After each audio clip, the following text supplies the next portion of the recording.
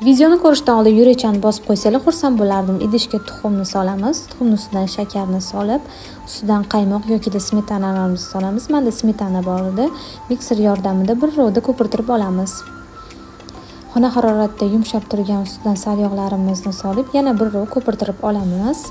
Alohida idishda un, razxritel vaniliylarimizni solib, yumshoqqina xamir qorib, xamirlarimizni tindirishga xolodilnikka yuboramiz. Bu orada tvorogning ustidan tuxum, shakar, kraxmalni solib, blender yordamida gladkiy massa bo'lgungacha blender qilib olamiz.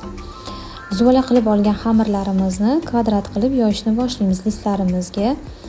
Shunaqa ham xamirlari og'izda eriydigan pisochniy xamir bo'ladi. Diskga xamirlarimizni solib, tekislab bortiklarini chiqarib olamiz.